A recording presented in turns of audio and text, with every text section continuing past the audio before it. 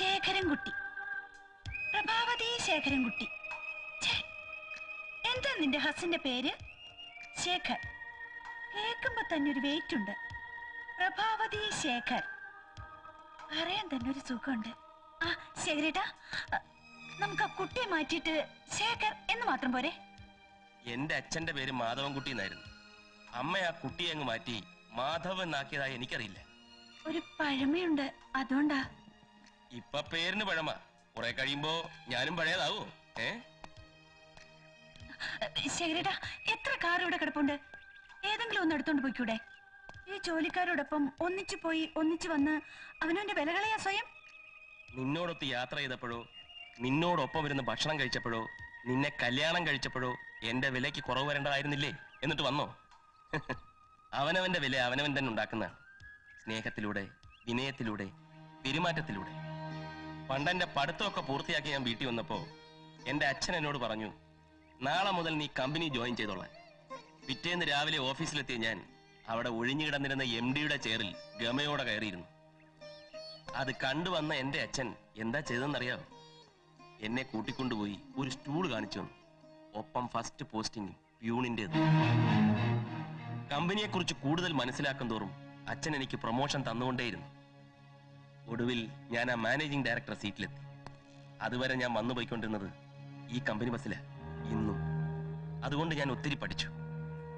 പഠിക്കും തോറും വളരും, വളരും തോറും പഠിക്കണം. അത് ഭർത്താവിനെ കുറിച്ചായാലും വീട്ടുകാരെ കുറിച്ചായാലും ഓഫീസ് കാര്യമായാലും. ആ ബസ് വന്നു.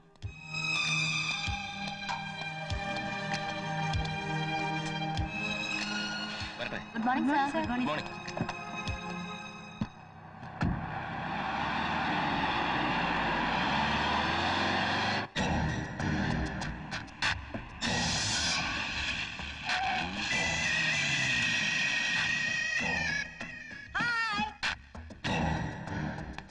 ഇങ്ങോട്ട് വരണമെന്ന് ഞാൻ കുറച്ച് ദിവസമായിട്ട് ആലോചിക്കുക. സമയം കിട്ടണ്ടേ? നമ്മൾ കുടുംബക്കാർ തമ്മിൽ പല പ്രശ്നങ്ങളും കാണും, അത് സാധാരണ. ഞാനും പ്രഭാവതിയും തമ്മിൽ എന്തിനാ വഴക്ക്? വാ, നമുക്ക് അകത്തിരുന്ന് സംസാരിക്കാം. ഞാൻ വന്നതേ പ്രഭയെ ഞങ്ങളുടെ ക്ലബിൽ ചേർക്കാനാ. ക്ലബിലെ മറ്റു അംഗങ്ങൾ എല്ലാരും ചോദിക്കുന്നു, പ്രഭ എന്താ ക്ലബിൽ ചേരാത്ത. അതിനെന്നെ ആരെങ്കിലും അറിയോ? കൊള്ളാം, അറിയോന്നോ? ഇത്രയും വലിയ കോടീശ്വരി ആരെങ്കിലും അറിയായിരിക്കുമോ? ഈ വരുന്ന 13-ാം തീയതി ക്ലബിലെ ഇലക്ഷനാ. സെക്രട്ടറിയേറ്റ് ഞാൻ പ്രഭയുടെ പേരാണ് നോമിനേറ്റ് ചെയ്യാൻ പോകുന്നത്. എന്റെ പേരോ? യെസ്. എന്താ കുഴപ്പം? പ്രഭ സെക്രട്ടറി ആയ ബന്ധുക്കാരി എന്ന നിലയിൽ അതിന്റെ മുഴുവൻ ക്രെഡിറ്റും എനിക്കല്ലേ. ഒഴിവാകാൻ നോക്കരുത്. അയ്യോ അതല്ല, 13-ാം തീയതിയാണ് മായയുടെ കല്യാണം നിശ്ചയിച്ചിരിക്കുന്നത്. ഓ, അത് ഞാൻ അറിഞ്ഞില്ല കേട്ടോ. സത്യം പറഞ്ഞ അറിയാതാണെങ്കിലും ഞാൻ ടീച്ചറിനോട് ഒരു നെറികേട് കാണിച്ചു. ഞാനൊരു ചിട്ടി പിടിച്ചു. അത് ടീച്ചറ് കല്യാണ ആവശ്യത്തിന് പിടിക്കാൻ വെച്ചിരുന്ന ചിട്ടിയാണെന്നൊന്നും ഞാൻ അറിഞ്ഞിരുന്നില്ല. അല്ല, ശേഖരൻകുട്ടിയുള്ളപ്പം ടീച്ചറിന് എന്തിനാ ചിട്ടി? കല്യാണ ചെലവ് മുഴുവൻ നടത്തുന്നത് ശേഖരൻകുട്ടിയല്ലേ. അതിന് അമ്മ ഇതുവരെ ഒരു സഹായവും ഞങ്ങളോട് ചോദിച്ചിട്ടില്ലല്ലോ. അത് പ്രഭയെ അറിയിക്കാഞ്ഞിട്ടായിരിക്കും. ശേഖരൻകുട്ടി തന്നെയാ കല്യാണം മുഴുവനും നടത്തുന്നത്. ആ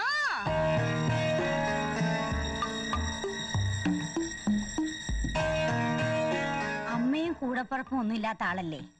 എല്ലാവരുടെയും പെട്ടെന്നുള്ള സ്നേഹം കാണുമ്പം ആരും മയങ്ങിപ്പോവും. ഇപ്പൊ ശേഖരൻകുട്ടിക്ക് പ്രഭയോടുള്ളതിനേക്കാൾ സ്നേഹം വീട്ടുകാരോടാണെന്ന നാട്ടുകാര് പറയുന്നത്. അത് വെറുതെ പറയണതാ. ഞാൻ പറയുന്നത് വിശ്വസിക്കണ്ട, താനേ മനസ്സിലാവും. ഭർത്താവിന്റെ സ്നേഹം പങ്കിട്ടു പോകാൻ ഒരു ഭാര്യയും ഇഷ്ടപ്പെടാറില്ല. എങ്കിൽ ഞാൻ വരട്ടെ. ക്ലബിൽ മെമ്പർ ആവുന്ന കാര്യം മറക്കരുത്. ഞാൻ ഇനിയും വരാം. ബൈ.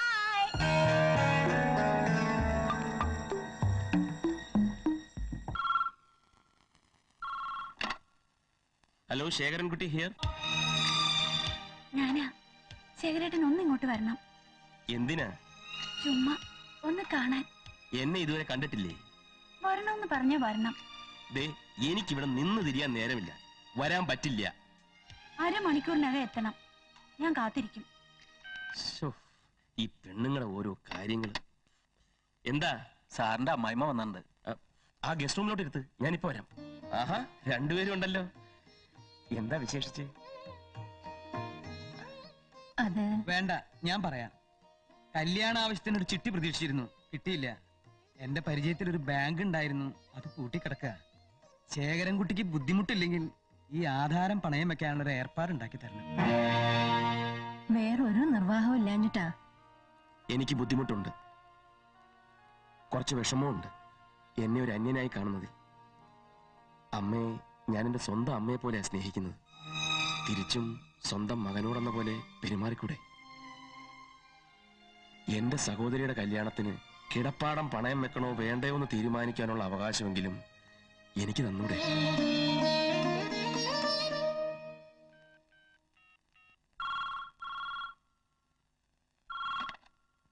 ഹലോ. ശേഖരേട്ടനുണ്ടോ? ഇല്ല, പുറത്തു പോയി. മാഡത്തിന്റെ അമ്മ വന്നിരുന്നു, അവരോടൊപ്പാ പോയത്. ഇപ്പൊ ശേഖരൻകുട്ടിക്ക് പ്രഭയോടുള്ളതിനേക്കാൾ സ്നേഹം വീട്ടുകാരോടാണെന്നാണ് നാട്ടുകാർ പറയുന്നത്.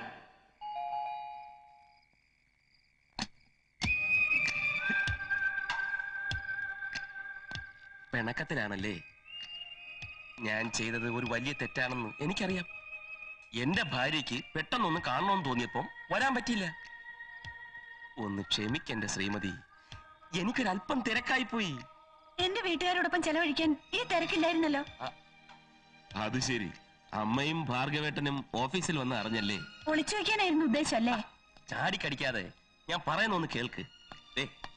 നിനക്ക് സന്തോഷമുള്ള ഒരു കാര്യത്തിനാ ഞാൻ പോയത്. നിന്റെ അനിയത്തിയുടെ കല്യാണത്തിന് വേണ്ട സർവ്വ ചെലവും ഞാൻ വഹിച്ചോളാമെന്ന് നിന്റെ വീട്ടുകാർക്ക് വാക്കുകൊടുത്തു. അവിടുത്തെ ഒരു അംഗം എന്ന നിലയ്ക്ക് ഇപ്പോഴെങ്കിലും എന്നെ അറിയിച്ചതിൽ സന്തോഷമുണ്ട്. നീ എന്തായി പറയുന്നത്? ഞാനത് നേരത്തെ അറിഞ്ഞു, മറ്റുള്ളവർ പറഞ്ഞു. അതിന് ഇതിപ്പോ തീരുമാനിച്ചതല്ലേ ഉള്ളൂ.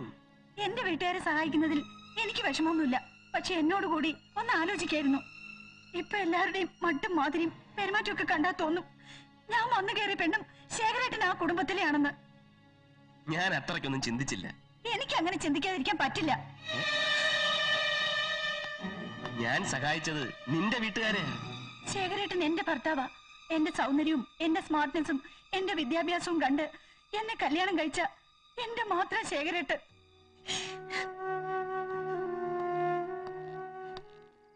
നീ എപ്പോഴും പറയാറുള്ള നിന്റെ സൗന്ദര്യവും നിന്റെ സ്മാർട്ട്നെസ്സും നിന്റെ വിദ്യാഭ്യാസവും നിനക്കുള്ള പ്ലസ് പോയിന്റുകളായിരുന്നു, സമ്മതിച്ചു. പക്ഷെ നിന്നെ കെട്ടിയത് ഞാൻ പോലും അമ്മയെന്ന് വിളിക്കാൻ കൊതിച്ച എന്നെ പഠിപ്പിച്ച ആ ടീച്ചറുടെ മോളായതുകൊണ്ടാ. ആ ടീച്ചറുടെ സ്വഭാവ മഹിമ നിന്നിലുണ്ടെന്ന് കരുതിയട്ടാ. ആ ധാരണ നീ തെറ്റിക്കരുത്. എന്തിനാ മോളെ ഈ പിടിവാശി? ഞാനിതെല്ലാം ചെയ്തത് നിനക്കൂടി സന്തോഷമാവുമെന്ന് കരുതിയിട്ടില്ലേ? ദേ, ഇനി നിന്നോട് ആലോചിക്കാതെ ഞാൻ ഒന്നും ചെയ്യില്ല. പോരെ, പോയി കുടിക്കാൻ എന്തെങ്കിലും എടുത്തേ. ചെല്ലടി. ആ, ഈ പെട്ടിയുടെ കൊണ്ടുപോയി. എന്റെ ദൈവമേ. ആ, ദേവനെ, തിങ്കളാഴ്ചയാണ് വസ്ത്രങ്ങളോ ആഭരണങ്ങളോ എടുക്കാൻ തീരുമാനിച്ചിരിക്കുന്നത്. അത് ശരി, അപ്പൊ അതും തീരുമാനിച്ചു കഴിഞ്ഞു അല്ലേ? തന്നെ തന്നെ പോയി എടുത്താ മതി.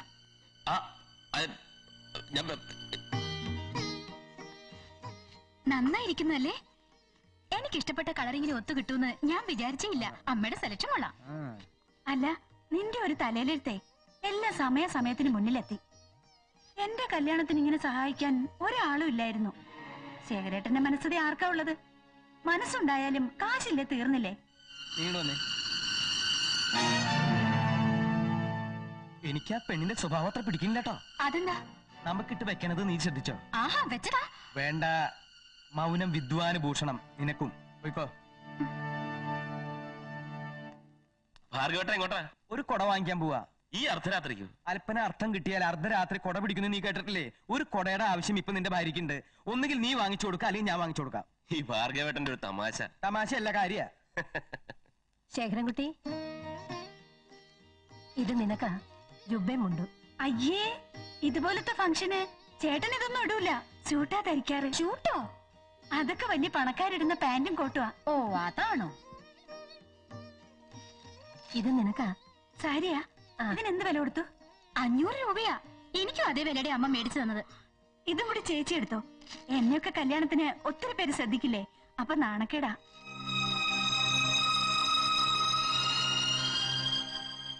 നിനക്കും വേണ്ട ജുബ്ബമുണ്ടും പാന്റും ഫുൾ സ്ലീവ് ഷർട്ടും കഴുത്തേൽ ഒരു കുരുക്കും കെട്ടി വേസ്റ്റ് കോട്ടും അതിന്റെ മേലൊരു കോട്ടും ഒക്കെ ഇട്ട് വടി പോലെ നിന്നാൽ അതിനൊരു ജെന്റൽ ലുക്കാ.